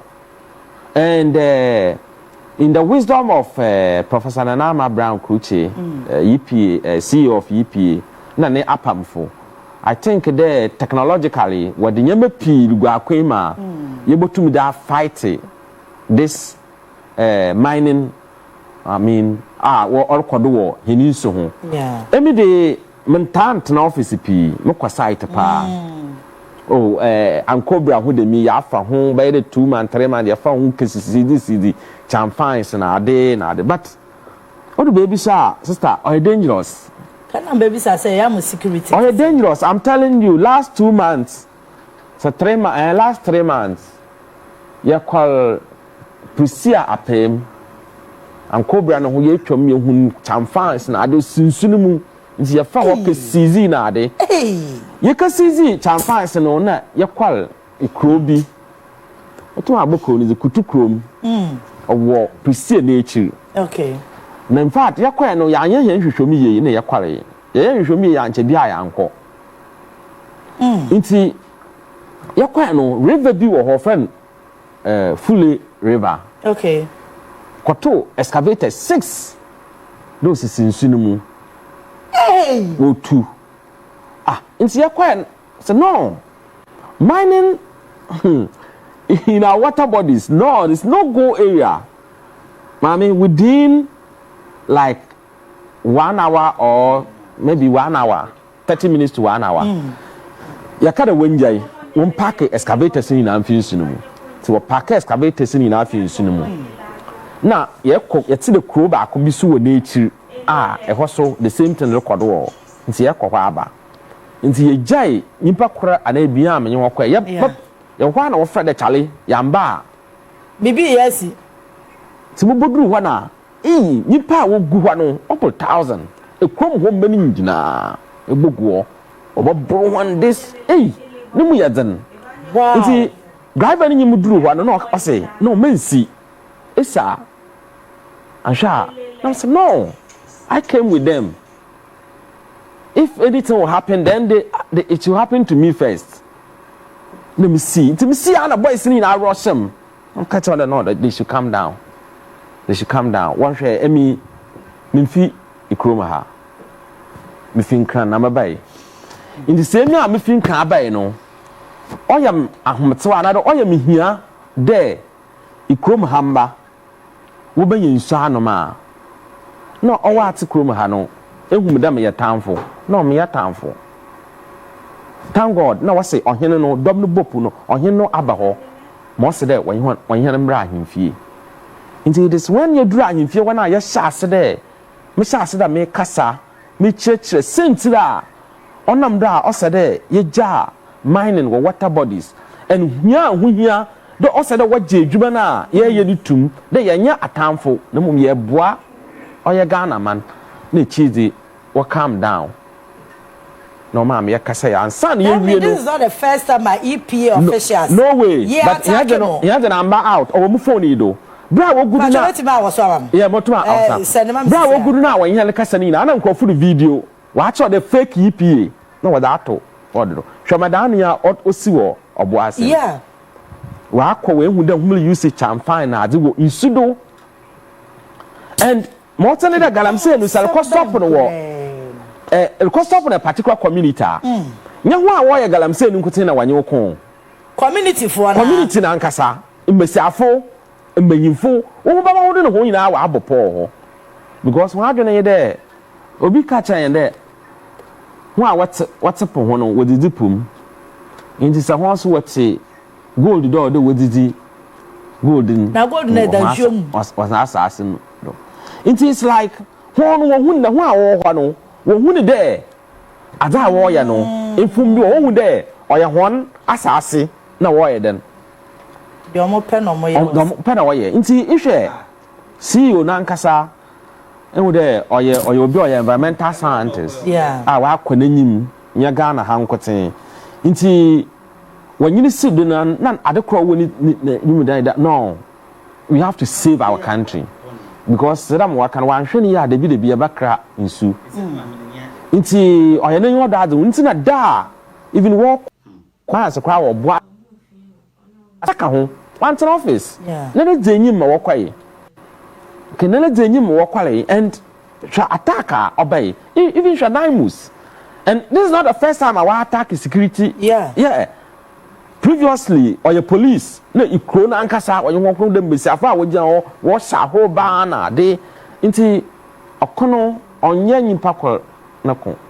Said the Mukibo to my ya, or said he na Yakabum, na Yashaquaya ever fada ever assault, or the yebum, Yaquacha them, ye preacher, or the yedibum. Because in soon you are, you may pure why you to me and yet. But if you more call out to be sir, my security arrangement is saying, money weapon, money shade. Yeah, the security call. Oh, the EPA, the one Bremino, we are not supposed to hold weapons. Yes. Into where was the security quarry? But more than a day, let me make quite the security quarry. Even more quiet, apart from security, and the quay no crime bono. Takwa regional police commander ho ye dibi kokoko baby o sade ye de kwanyina but mo tene there security ade bokwa no say oba there the cases ho nya maybe another cost stop ho a within a minute or two a doma oba ba bogu no they outmass the security. And listen, they also have weapons. Exactly. Makoko kombia pi kutu krom prisia nechi okrobi of friend Gambia. Ekwano wo even tax gangs wo krobi ado. Inti one enyi there. Ekwan lintumi seize bibia na mfa escape. Inti nya see eba ho stop one is seize na within few minutes no na wa call it all the gangs. No hu na wa ready wo ho water no. Me person me ti bibia se answer na abeto aso ho. Does it mean say omo yesa illegal mining no omo na company na oye sa illegality no ewo ho no eya opesika bi ma community fo na ase ho kakra no menteme wa say because the rate at which omutimi nya the backing of the community members no. This is interesting. But me ya no straight and in more than there, especially in Messiafundem, community in Messiafundem, or Bacade, Binum Bacade, and when you do my mining all of into what I do, Chrome Hawaii than what. It will be a while, neither or ye, a jewelry become Professor Bacada mining into or you draw Hawaii than Otto, because apart from there going to Galamsey site and some organize the programs to be a big crab, I think we do. UTV and then other stations. Wasa ekropon because here small scale miners, illegal miners, ahimfo kra baby. Nana omahina wasa ekropon mi chiao. Mi ahimfo tu a omo baabi. I say ye in church kwan a yabafa so a ebetumi ya responsible mining and I say sustainable mining. Na in Sheshaya esasa wo fa so. And it was very interesting. And Sab Bernison Nembra or Mubisa in Sam. And Sab Bernison Nembra, Ubetumi Ayam Pensan, and who say, okay, this is the reason why they are doing this. This is the reason why they are doing this, is the reason why they do this. And all the regulators, me feel say, you're regulating mining activities in me feel say, more public, but I'll give this advice. If you want to go to any place or more illegal mining, whether security or what, the first person you have to consult is the BNI coordinator or director there. Okay. If you don't do that, sometimes you bite your own fingers. Because on our grounds and our information about every community, they are not this community. If you want to even go there, you go there at this time. This is what they do here. This is what they are going to do. This, if you don't do that, then you go straight, you crash. That is a fact. And we make cheaper, different regions. And the first thing I do is the Bakukra region be visit one or two companies. The next day na when you brew crana about 11 a hotel or no come door there. Somebody is looking for me. It's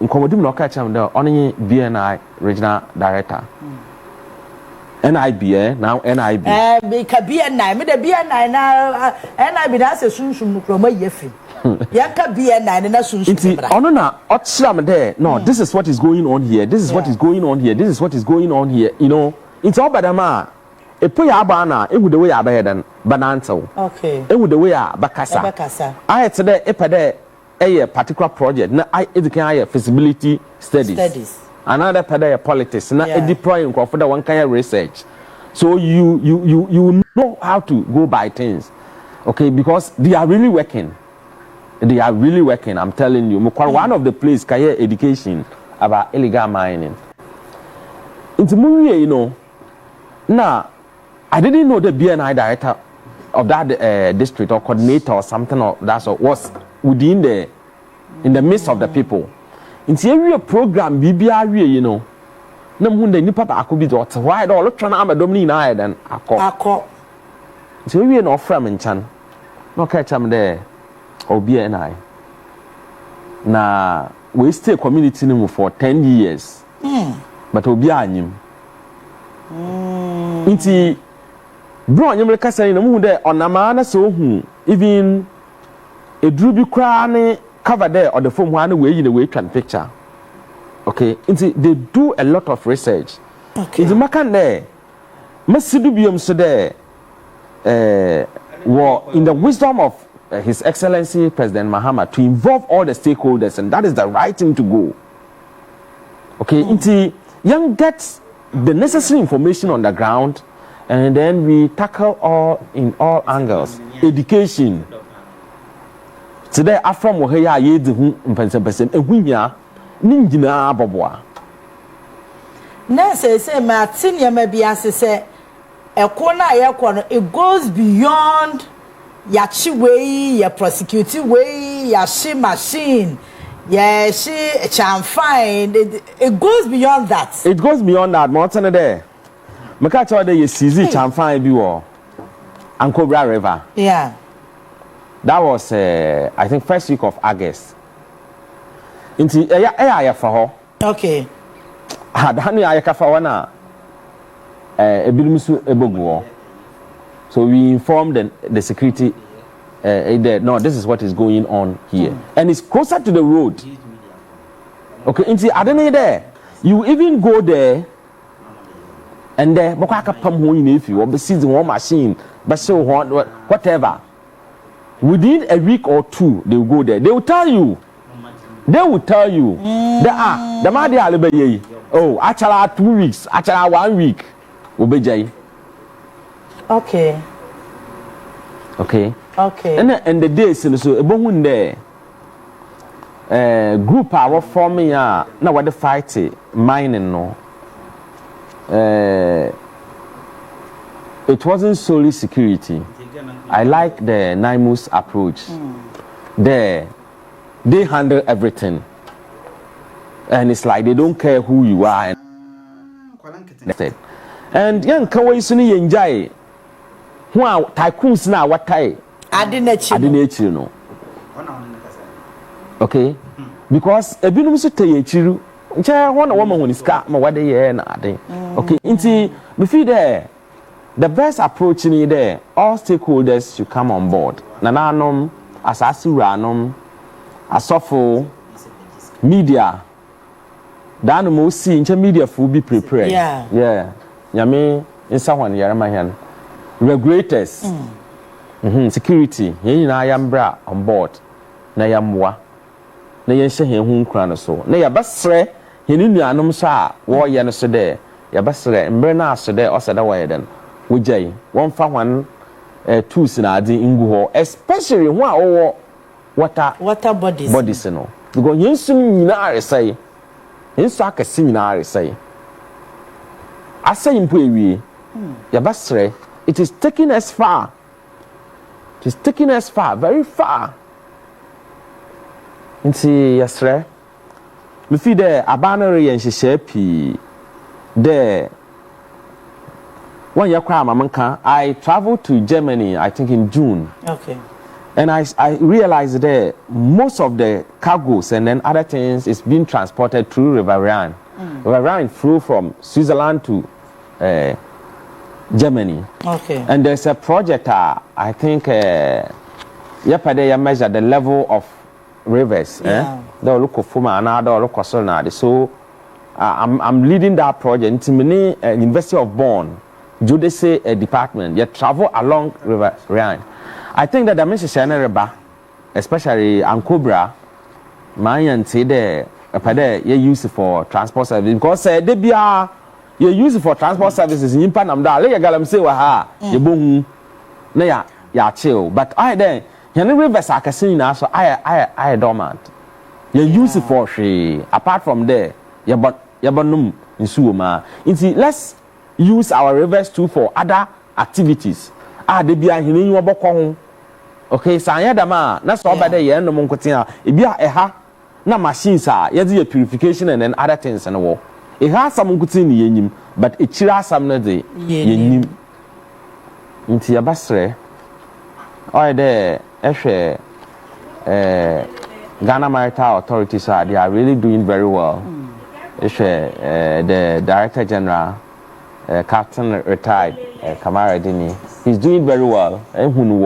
Even local lakes, lagoons, they are putting structures in place. The board, they are really doing well.